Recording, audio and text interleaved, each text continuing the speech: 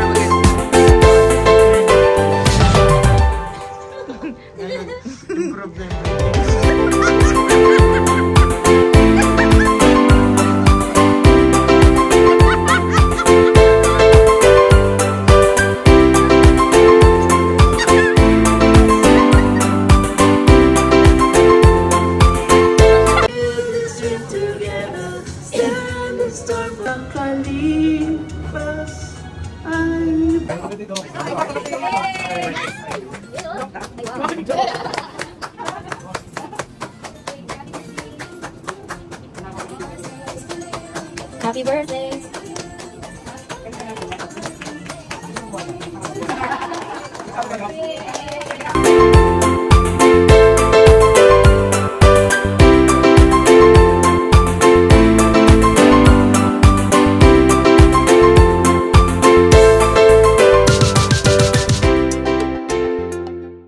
Batch number 7 is very good. Maalalahan niyo sila, masisipag, at iko-correct ka kapag medyo may konting mali sa pag-exercise na hinahanap ng mga pasyente. Nandoon sa kanila ang buong pusong paglilingkod sa pasyente. Kaya malaking pasasalamat namin sa mga batch number 7 na sila ang na-assign sa amin.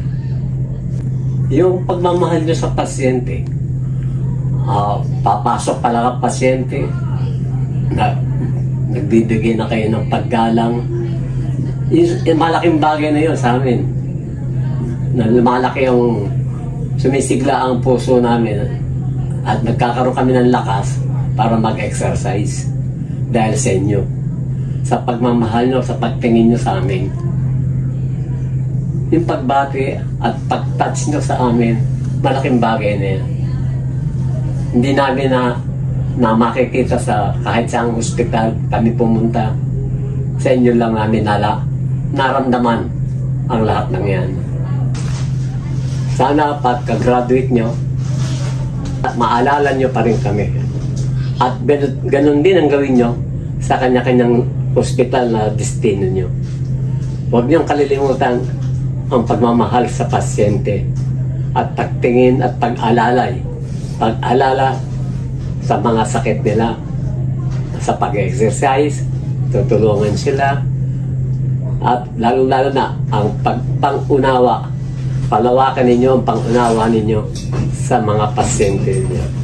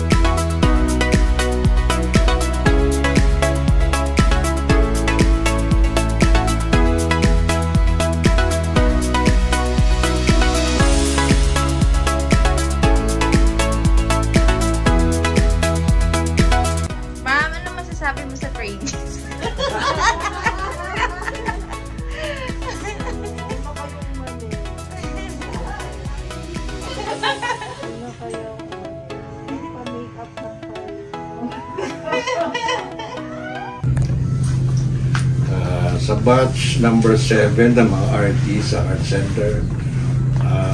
First, maraming salamat at sa pag-alaga niyo sa amin. Of course, basic yan for all the artists. Pero ako kasi, pumasok ako rito March last year. So, inabot ko pa yung, I think, first or second batch ng artists. So, you're the 7th. In terms of caring for the patients, okay, no problem, no worries. No. One thing lang na napansin ko is the camaraderie you have and the bonding moments that you spend with each other. Of course, the learning process is there na nai-improve yung kalagayan nyo. And of course, sharing whatever experiences you have improves the relationship with us, with you guys. So maganda yung samahan nyo na I never saw in the other batches. Pero of course, enjoy din sila nung nandito sila. And I conclude that nag-enjoy din kayo while learning. Masaya tayo, masaya kayo, masaya kami. Yung akin lang is that you continue to the relationship you have with the fellow artists and of course in the patients that you have. Sana lahat ng ito madala nyo, magamit nyo in your workplaces. Dahil malaking tulong para sa mga pasyente. Maybe in terms of interaction with your patients in your workplaces, it's different dito sa amin. Dahil hindi ko alam anong meron kami na unang-una kami nakakausap nyo dahil sila yata naka-intubate. No? So, but anyway, we had fun while you were here. We're gonna miss you when you leave. Of course, nandito lang kami. Now, if you feel like dropping by, seeing each other, maybe we can eat together again. So be it. Thank you very much for the 3 months that you gave us.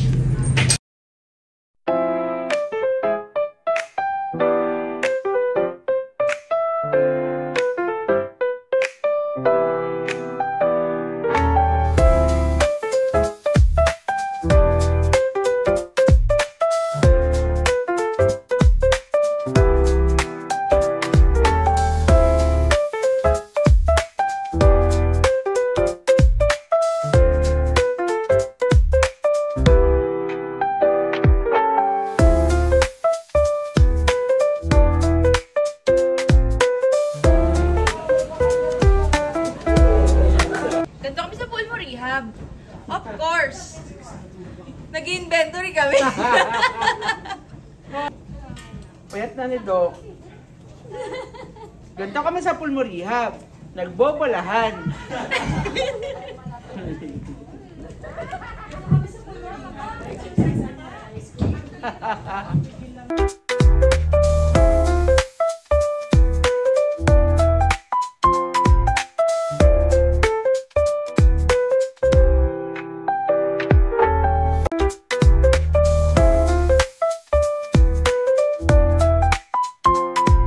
Say hi, Doc. Hey! Ganito kami sa pulmo rehab. Of course! After duty, magti-treadmill kami. Ice cream, ba na treadmill? Of course! Kahit ang bigat ng boat ko, magja-jogging ako.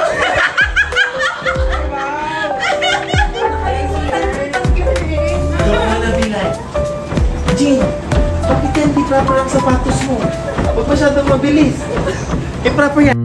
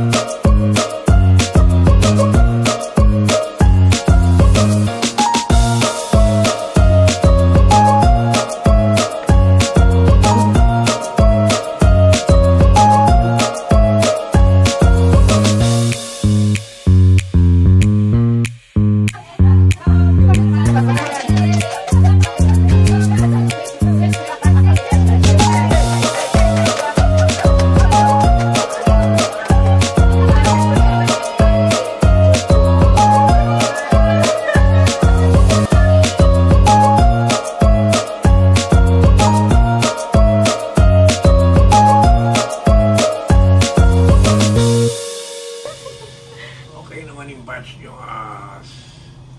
as a group. Kumbaga, kudos sa mga nagtitrain dito sa Art Center. So far, maayos naman yung training because yung ika nga, hindi kami kumakapa kayo. Parang regulars na, ang tingin ko na parang regulars din dito. So, actually, nakakatulong pa siguro sa regular staff dito dahil sa dami namin mga pasyente na di-distribute yung load. So, yan, kahit sila, yung mga kasamahan ko, I don't hear any complaints. Kumbaga, tuwan-tuwa pa sila eh. Happy naman kami. Very, very happy kami. So far. Ngayon, sa future, siguro yung knowledge na ma-acquire ng iba, i-share siguro. Dahil gaya yung sakit ko, yung ILDs, bago lang daw to eh.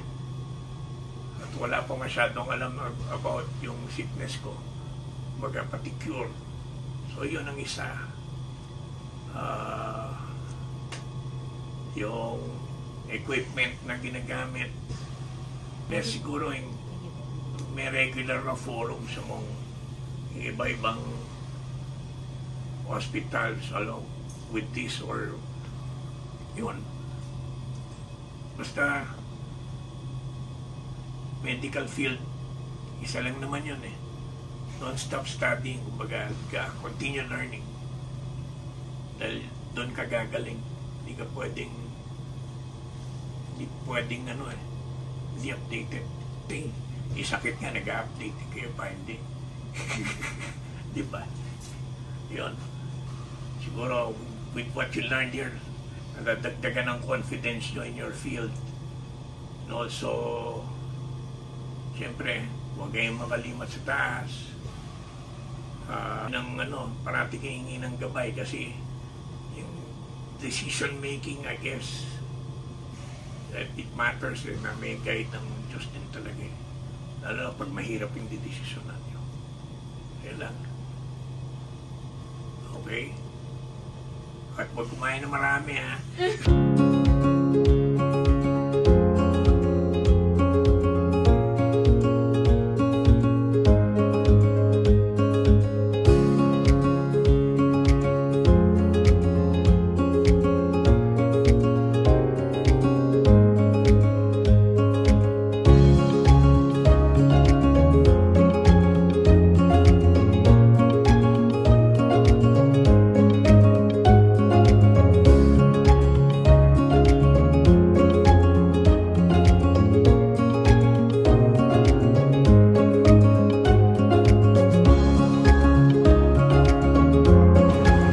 Bye-bye po! Maraming salamat!